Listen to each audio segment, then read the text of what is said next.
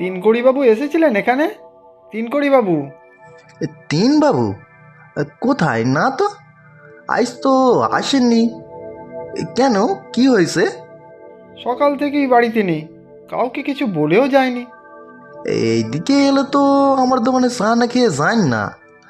না না, আজকে উনি আসেননি, আমার ঠিক মনে আছে। তাহলে তো মুশকিলই হলো। ওদিকে তো তার বাড়ি কিনতে লোক এসে বসে আছে সেই সকাল থেকেই। হ্যাঁ, সে কি, তিনবাবু বাড়ি বেচে দেবেন? তা না করে আর উপায় আছে?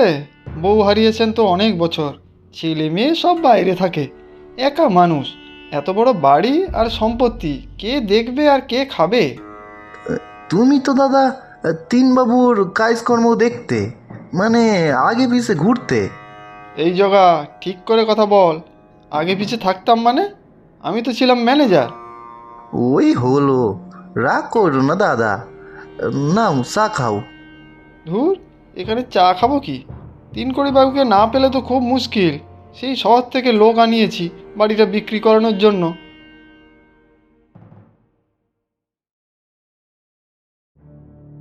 তিনু বাবুর আবার কি হইল? এই রয়টা মোটেও সুবিধার মানুষ নয়, ধান্দাবাজ একটা।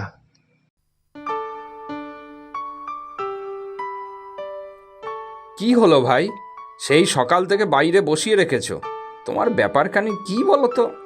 না না দাদা, বসিয়ে রাখবো কেন? আমিও তো দেখুন ওই রোদের মধ্যে সারা অঞ্চল ঘুরে এলাম। তা পেলে ওনাকে? না, কোথাও নেই।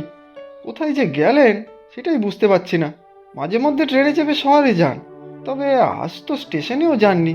তবে চিন্তা করবেন না, বাড়ি আমি আপনাদের কাছেই বিক্রি করাবো। বাড়িটা বাপু মন্দ নয়, চারিদিক সব ঘুরে দেখলাম আমরা, বাগান পুকুর সব আছে। বসত বাড়িটাও পেল্লাই, তবে মেরামত করাতে হবে। পাশের নাট মন্দিরটাও একই অবস্থা, যখন তখন ভেঙে পড়বে। সে তো একটু কাজ থাকবেই। আগে কিনে তো ফেলুন, তারপর সব ভেঙে ফেলতে কতক্ষণ? সেসবও আমি ব্যবস্থা করে দেবো। না না, খবরদার, কিচ্ছু ভাঙা চলবে না। বাড়িটার এমনই বনেদি আনা ভাবটা থাকা চাই। কত বড় রিসর্ট বানাবো সেটা ভাবতেও পারবে না।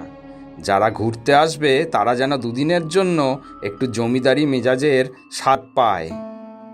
আর তারা যখন জমিদারি মেজাজের টাকা খরচা করবে, সেই টাকা আসবে আমাদের পকেটে। তবে আমার কথাটাও একটু মনে রাখবেন, কম তো কাঠখড় পোড়াচ্ছি না বাড়িটা আপনাদের হাতে তুলে দেওয়ার জন্য। হ্যাঁ হ্যাঁ, সে চিন্তা করো না, তোমার ভাগের টাকা তুমি ঠিক পেয়ে যাবে।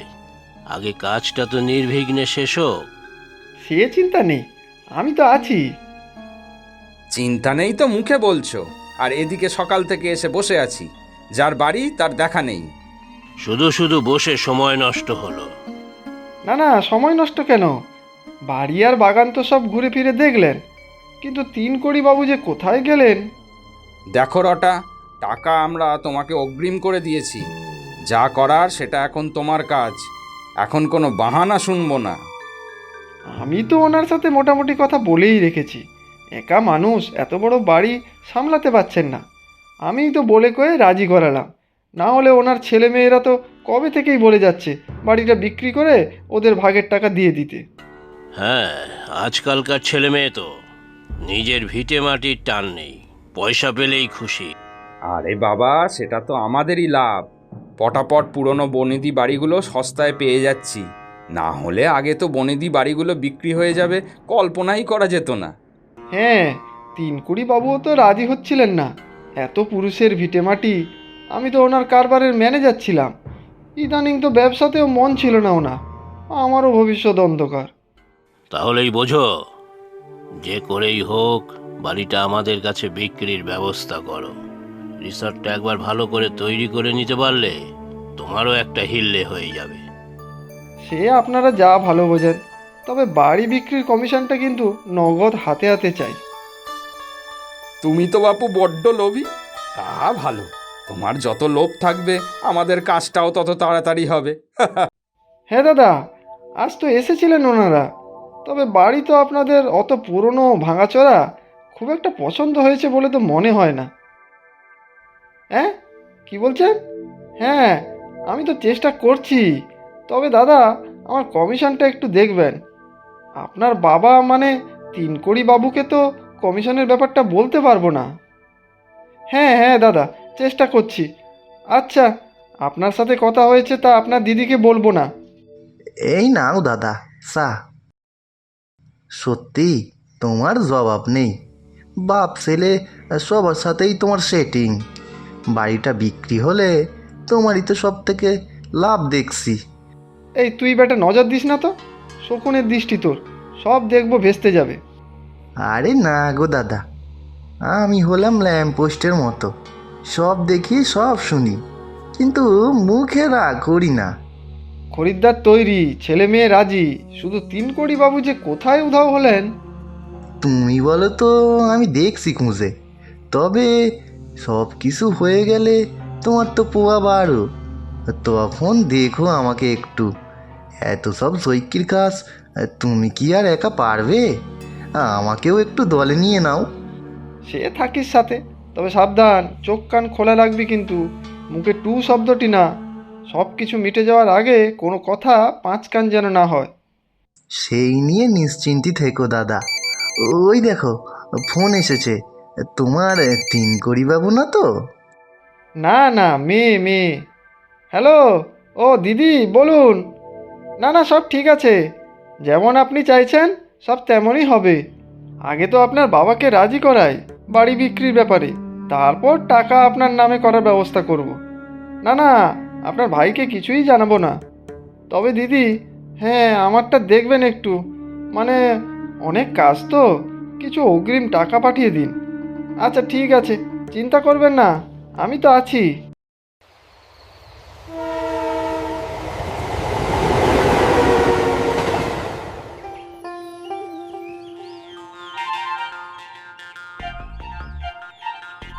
বিক্কু দাও বিক্কু, হ্যাঁ বাবা, কি দেব?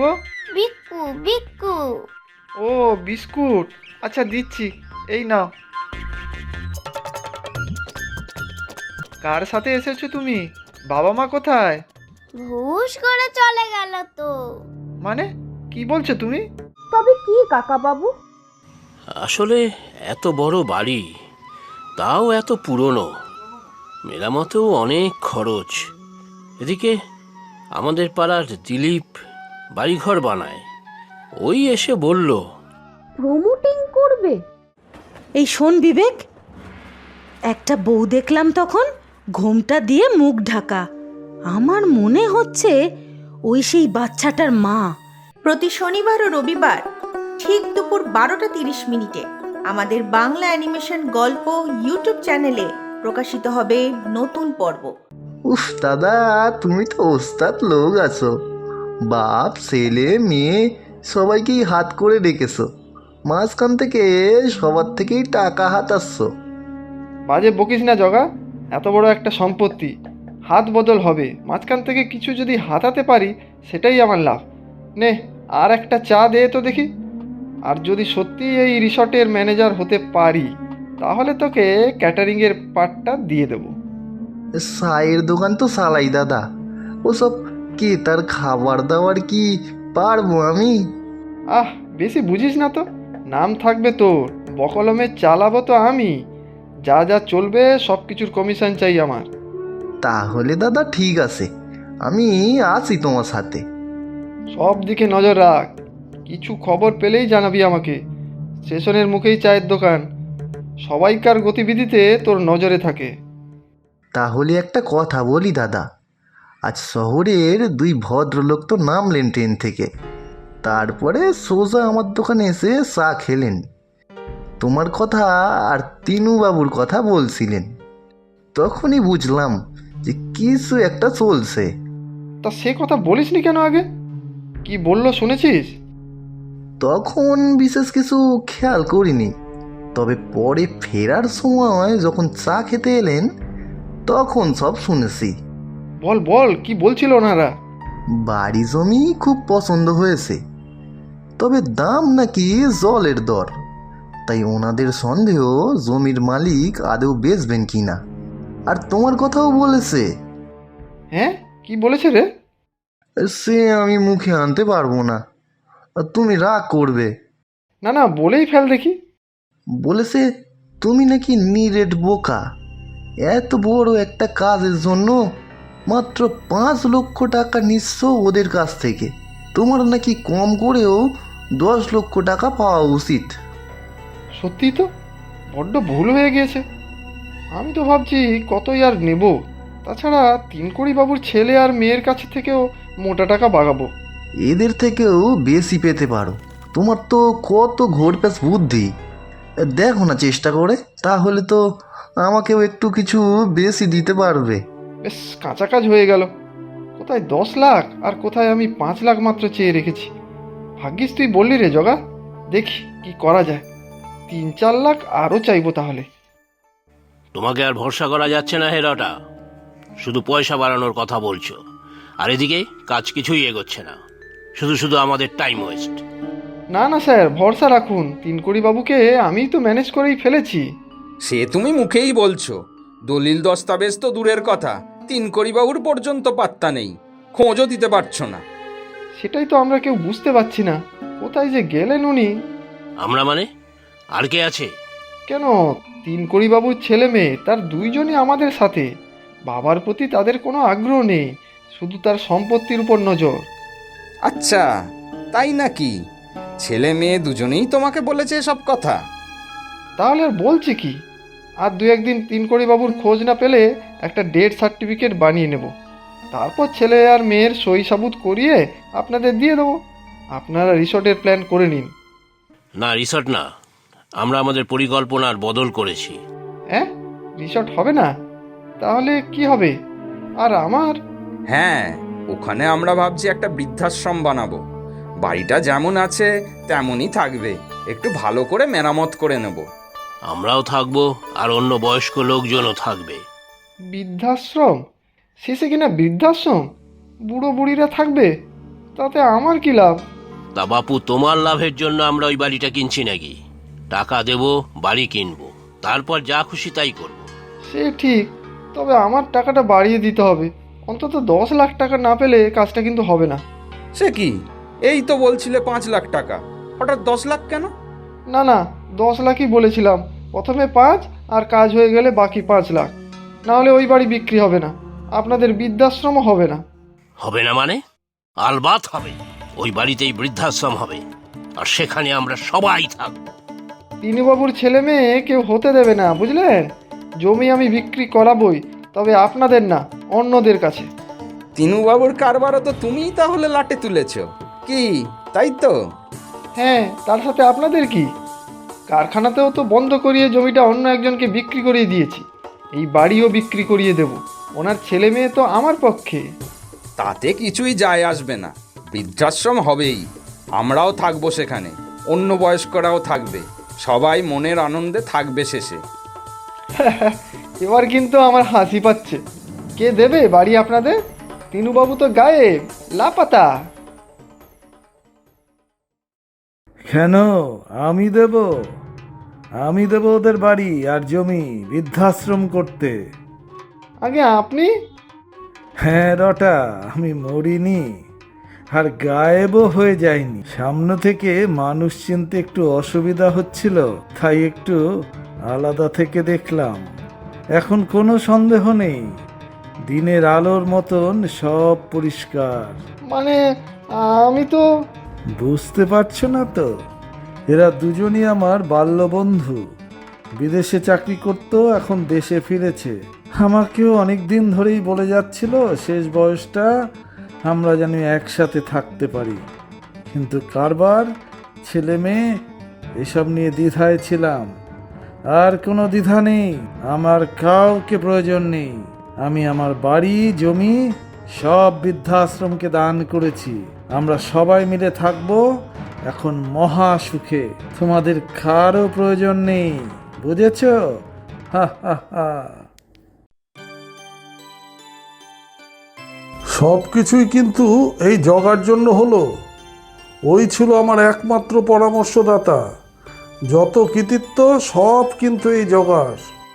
না গো তিনুবাবু, আপনি খুব ভালো লোক, তাই আপনার ক্ষতি হোক সেটা আমি মন থেকে মানতে পারিনি, তাই আগে ভাগেই সাবধান করে দিয়েছিলুম।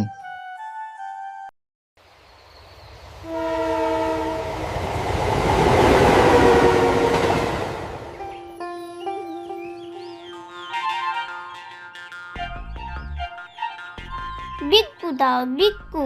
হ্যাঁ বাবা, কি দেবো? বিক্কু বিক্কু। ও বিস্কুট, আচ্ছা দিচ্ছি, এই নাও। কার সাথে এসেছো তুমি? বাবা মা কোথায়? ভুস করে চলে গেল তো। মানে কি বলছো তুমি? তবে কি কাকা বাবু? আসলে এত বড় বাড়ি, তাও এত পুরনো, মেরামতেও অনেক খরচ। এদিকে আমাদের পাড়ার দিলীপ বাড়িঘর বানায়, ওই এসে বলল প্রমোটিং করবে। এই শোন বিবেক, একটা বউ দেখলাম তখন, ঘোমটা দিয়ে মুখ ঢাকা। আমার মনে হচ্ছে ওই সেই বাচ্চাটার মা। প্রতি শনিবার ও রবিবার ঠিক দুপুর 12:30 আমাদের বাংলা অ্যানিমেশন গল্প ইউটিউব চ্যানেলে প্রকাশিত হবে নতুন পর্ব। প্রচুর সঠিক উত্তরদাতাদের মধ্যে থেকে আমরা বেছে নিয়েছি 10 জনের নাম। গল্পের নাম ভালো মানুষ। নামগুলি হলো হাজেরা আফরিন, শরীয়তপুর, বাংলাদেশ থেকে; আবির সাহা, উত্তর 24 পরগনা, কলকাতা থেকে; ঈশা আক্তার, ঢাকা, বাংলাদেশ থেকে; হিয়া, লক্ষ্মীপুর, বাংলাদেশ থেকে; রিয়া পান, হাওড়া, পশ্চিমবঙ্গ থেকে; রাইসা জান্নাতি, ঢাকা, বাংলাদেশ থেকে; মামুন গিরি, ঝাড়গ্রাম, পশ্চিমবঙ্গ থেকে; ফাহিমা আফরোজ, ঢাকা, বাংলাদেশ থেকে; সাবিনা শেখ, সাকরাইল, পশ্চিমবঙ্গ থেকে; সিরাজুল মণ্ডল, দাম্মাম, সৌদি আরব থেকে। আজকের প্রশ্ন, তিনুবাবু কি ফিরে এসেছিলেন? তোমরা প্রশ্নের উত্তরের সাথে নিজের নাম আর কোথায় থাকো সেটাও লিখে জানাবে কিন্তু।